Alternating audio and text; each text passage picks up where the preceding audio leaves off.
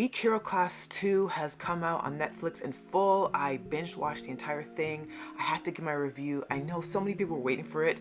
I actually am one of those that watched Week Hero Class 1 only like recently because I was really scared, but through me enjoying and loving study group and other dramas that were kind of like the similar vein, I said, you know what, let me finally check it out and stop being scared. Incredible work.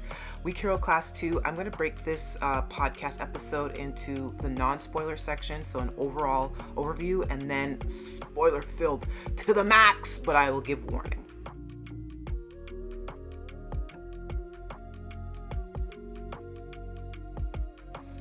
Hi, I'm Monique. I am the host of Off by Purple Art podcast, where I talk to you about K-dramas and C-dramas and BTS and so much more. Week Hero Class, I have been looking forward to it. I know a lot of the fans of the show have been waiting for years for it. My overall thoughts about the 8 episodes for the new season is that, one, I still want a season 3. Absolutely. I was very much engaged. I watched all 8 episodes like it was nothing. I wasn't really bored. So overall, I can say I appreciate it, but I'm going to be bluntly honest. I vastly prefer season 1. And this is coming from someone who watched them recently. So maybe recency bias is playing into effect a little bit, but not really, because I really think the things about season 1 that I really appreciated was, even though both seasons are dark and grim, there's a lot of violence. There is a lot of stuff about season 1, and there was a certain like kind of charm to it, and there was a level of oncoming doom and danger that I always felt. Like, I genuinely felt on edge watching season 1. And season 2 definitely goes in, and it has a lot of dark elements, but there is like a narrative shift, and it's intentional, and it's about Seon coming to terms with all the events that happened in season 1 and finally able to break free of his guilt and to have some joy in his life. So narratively, there had to be changes, and I appreciate that and his journey in it. But I really did enjoy season 1 a lot more. And I think, and this might be a little bit controversial, but Geum Seong, who is such a polarizing character, and in no way, shape, or form I'm justifying any of his actions in season 1, but I think his presence and a lot of the backstory that the show provided into the cycle of abuse and exactly what was happening at home with his father, what led to his downturn in his character arc, and why he chose the path that he did, I think that actually did a lot narratively for me. It made for very compelling stuff, whereas I feel like season 2, we were introduced to a lot more characters, but their backstories in comparison are very minimal. And even with like the central new characters and the conflicts that they had, even though they went into their backstory, I feel like it still could have been dwelt into more. And I don't know, Geum Seong, everything about his character arc, as much as I loathed it and loathed that character, it all made sense. And the show really was able to show step by step that descent into madness because of the level of grief, the PTSD that he suffered from the bullying. I think season 1 really was able to zero in on a laser focus on how destructive bullying can be and how it leaves so many emotional scars and wounds that will manifest itself in so many ways. Whereas I think that, unfortunately, because of just the time and the amount of character arcs that we have to get through in season 2, really didn't hit as much as it did in season 1. I'm not saying this as like a negative review. I still think Week Hero Class 2 was an enjoyable ride all the way through, but if I were to compare the seasons, I still think season 1 stands out on top, and there's a reason why it's such a cult classic. For me, watching it recently, I immediately understood why it has the emotional depth and weight that it does.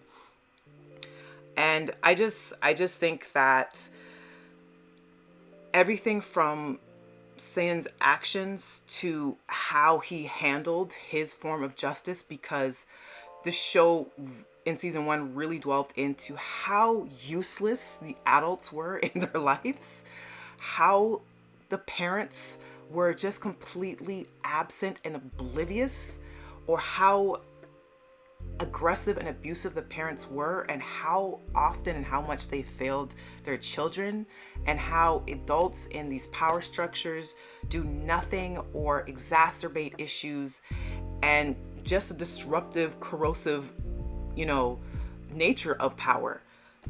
Whether it was manifesting in Geum Seok's father and how he handled his career as a politician, and the optics of bringing in Geum Seok into his family for the pretty pictures as a political figure, and what was really violent at home, and like you felt like your stomach twist in knots. A lot of the scenes in season 1 were extremely uncomfortable to watch, but it made for some really compelling drama. And even with the devastation of everything that happened to Suho, it made a lot of sense to me why season 1 was well regarded. And unfortunately, I do think season 2 kind of fell short of that. So that's like just my general overall review of the show. But I do want to get into some more spoilers, and I want to get into what I actually think really worked for season 2, what I really took away from and enjoyed, and some of the elements I wish they kind of expanded on. Like right off the bat, this is going into spoilers, I'll say first, episodes 1 through 3 were very much, in my humble opinion, I could be wrong, was rinse, wash, repeat of what we got in Weak Hero Class season 1. The same structure, the same setup, and that could be because of the webtoon origins of the show. But I felt like, okay, been there, done that, great. We got the introduction of the characters, and I got to say, homeboy there that was lackey to, who's Ryeon Eun's character, Human. The lackey for Human, his best friend, the things that he said to Seon, I would have never forgiven him. If you were going to talk off the rip about my friend who went through such a traumatic thing and said it's your fault that he's in a vegetative state, even if he didn't know all the details, even though he apologized, I'd have been like, deuces, F you and your mama, don't ever talk to me, don't even breathe in my direction again. So in my opinion, Sin should have raked him over the coals even more. I know there's a whole friendship arc, yeah, blase. I'm just saying, you couldn't have said things like that to me, and I knew I was trigger happy with a fountain pen and think you were gonna bounce clean from that. But anyway, I would say episodes 1 through 3, I was kind of like, okay, I'm enjoying it, I'm engaged, but I'm not getting that same feeling that I was getting in season 1. Episode 4 happened, and then that was when I was fully thrusted into the show. To me, episode 4 stands out, not even just for the way it was filmed, the choreography of the fights, but Lee Jin Young, he is incredible as a villain. I know he's a red flag. As one of the villains, yeah, he was detestable. I thought he was going to get a redemption arc somehow. I didn't know how I was going to buy it, but it looked like narratively they wanted to give him a redemption arc, but then they were like, psych! Psych, dumbass! They completely yanked that. He was a lot of fun as a villain, and episode 4 and the entire fight showdown between him and Seon was some of the most heart-pounding stuff. Like, I felt like my entire body viscerally was reacting to the show at that point, and I was like, okay, there she is, that's my show right there. And it was just well choreographed, it was tense, the music choices in that, like, just everything, the level of danger, like, I actually genuinely felt scared for all the characters involved in that episode, and in that particular fight scene was just incredible work. The remaining episodes too were good, but episode 4 really stood out. I will also say, I'm assuming it was episode 7, I think it's episode 7, the reemergence of Geum Seok, even though it was a memory, was some of the best acting work, in my humble opinion, in the show.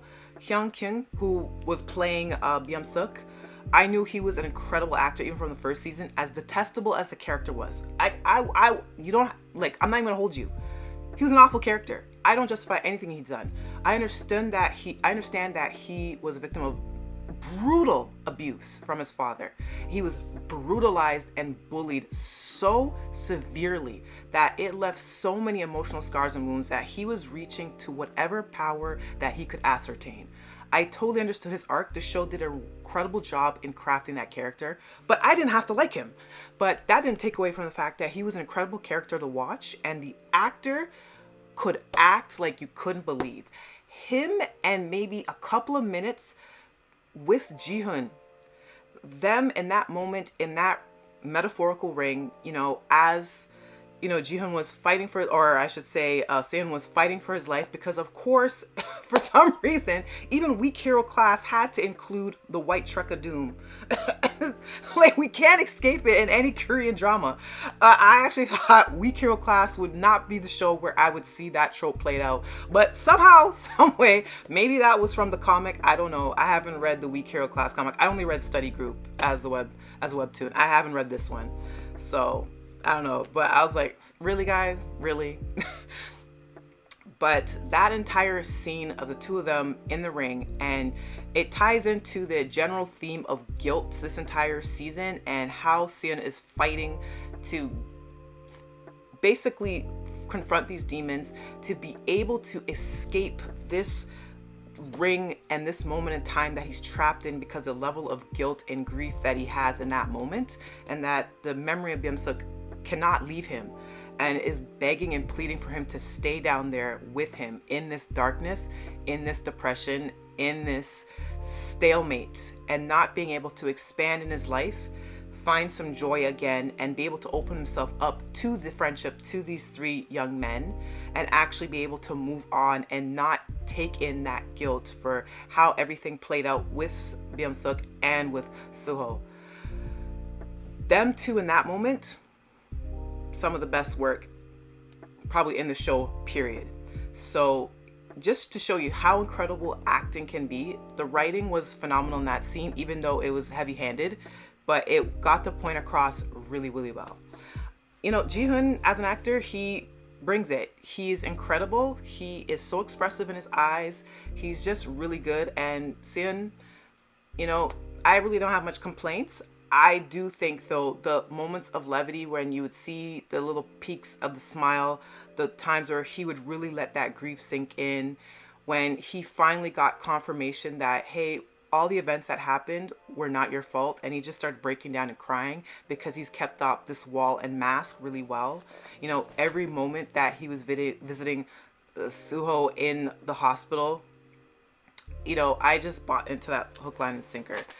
But I really enjoyed his performance in season 1, though. Like, season 1 was next level. But like, his standout acting moment to me too was in that same scene in the boxing ring when he was trapped in his subconscious trying to wake up from this deep sleep because of the mental and physical exhaustion that he's been going through with this turmoil for the past year or some odd. So those were like the really strong standout points for me. Ryo-eun and Hyo-min and his entire arc with his arch rival, I wish it kind of went into it a little bit more. We did get backstory of them because they were the main characters, I would say, for this season. Their entire arch rivalry, yeah, it was subtext as all hell. Absolutely, it could have been a BL, but I won't get into that. But taking off the BL rose, colored goggles or glasses, I feel like they could have went into that a little bit more. I really would have loved to have seen the driving point to when, Hyo-min decided that it was imperative that he taught his friend how to fight. I'm not saying we needed to get extremely graphic, in your face bullying sequences. I feel like season 1 was brutal enough, but I feel like a lot of their backstory was kind of brushed over a little bit. We would get fragments and remnants of it, and I could understand that choice in the early half, in the first few episodes, because they're setting up the story of the characters, but I still felt kind of empty-ish, despite how much narrative time was spent on their relationship and the destructive path that his best friend took to his untimely demise.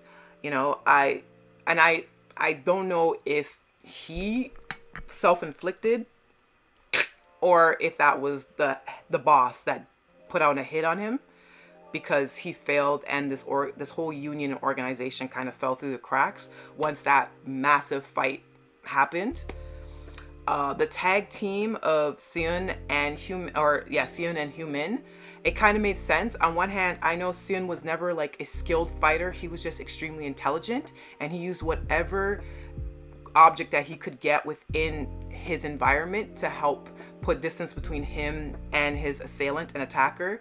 And I love that that fight style was still reminiscent. I love that he got like the knuckles, like brass knuckles on, and it made sense that he was able to inflict as much damage because up until Human fell down and everyone thought the fight was done, like that would be like the darkest night of the soul of the show, and that was it. You know, evil prevailed.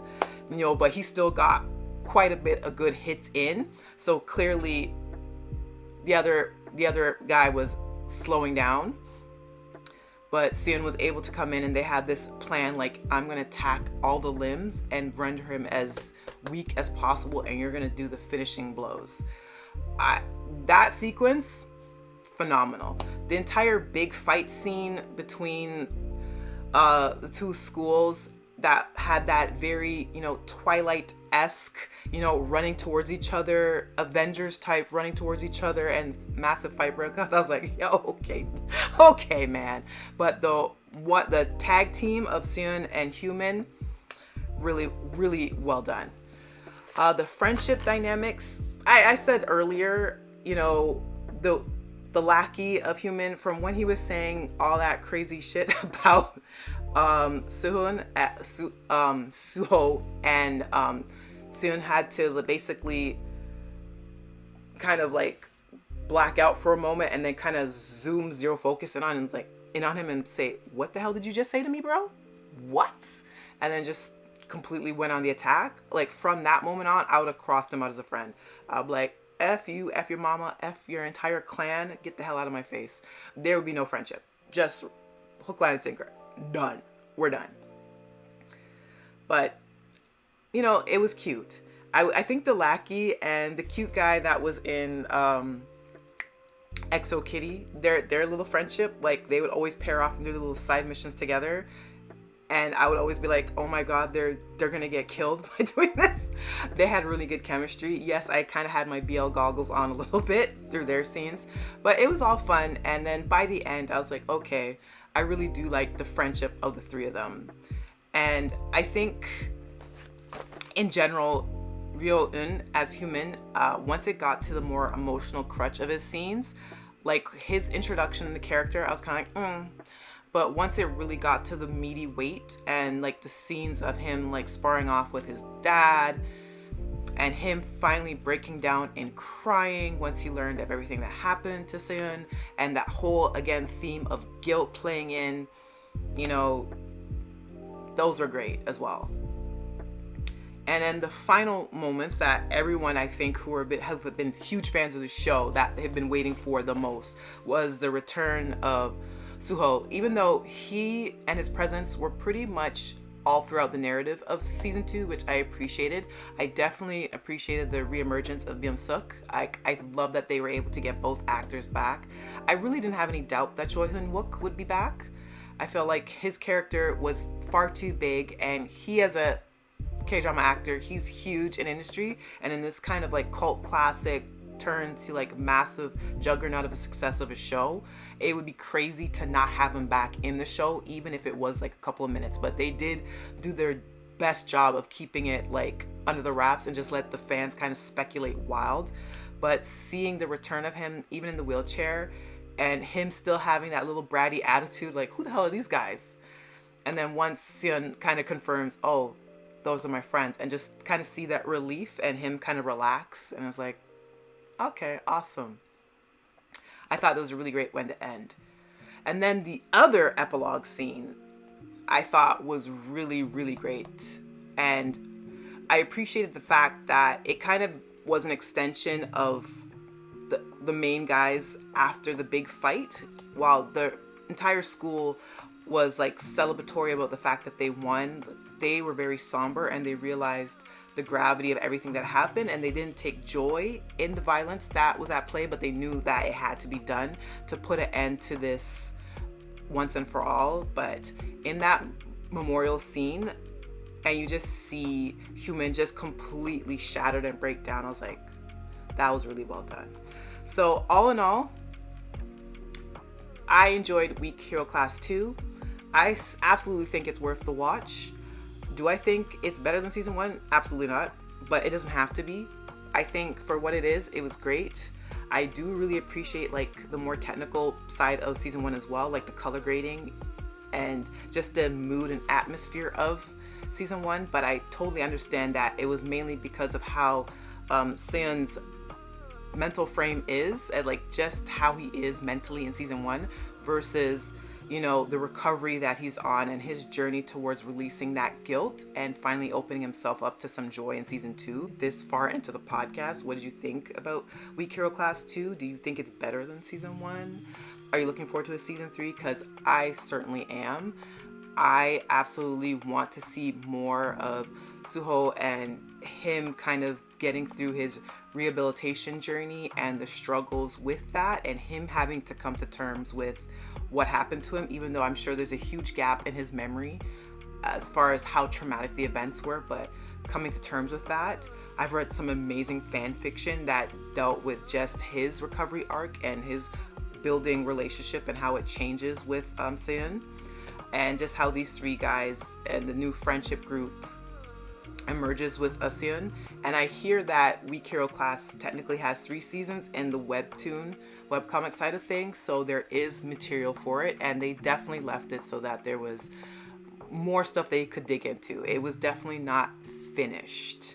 So let me know your thoughts if you're watching the YouTube format of this. If you're listening via Spotify or watching via Spotify, please feel free to interact with those platforms as well. I definitely welcome the commentary, as long as you keep it respectful. And no matter what platform, YouTube, Spotify, Apple Podcast, just keep it respectful, okay? And until the next episode.